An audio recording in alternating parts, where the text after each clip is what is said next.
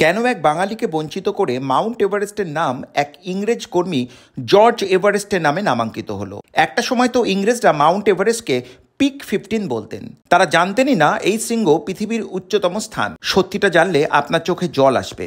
1852 সালের কথা। Kolkata survey of India অফিসে বসে একজন বাঙালি গণিতবিদ ত্রিকোণমিতির জটিল অঙ্ক কষে আবিষ্কার করলেন এই পিক 15ই বিশ্বের সর্বোচ্চ পর্বতশৃঙ্গ। অথচ তার নামে সেই পর্বতের নামকরণ করা হলো না। এটাই ঔপনিবেশিক ইতিহাসের চরম বাস্তবতা। কলকাতার হেয়ার স্কুল ও হিন্দু কলেজের কৃতি ছাত্র রাধানাথ সিকদার। সুবিশাল চেহারা তার। ইংরেজরা পেছনে তাকে লেভাইয়াথন বা সমুদ্র রাক্ষস বলে বিদ্রুপ করতেন। ডিরোজিওর ছাত্র ছিলেন। বাঙালি হলেও রাধানাথ সিকদার খুব একটা ভালো বাংলা বলতে পারতেন না।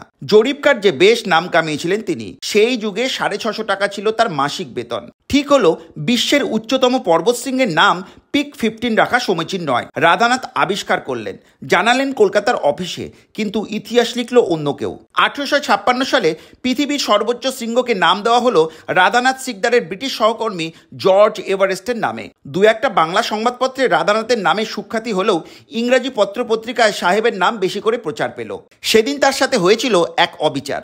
দেশ ও নিজের এলাকার প্রকৃত ইতিহাস জানতে আমার প্রোফাইলটির সঙ্গে যুক্ত থাকবেন। ভিডিওটি ভালো লাগলে শেয়ার করবেন।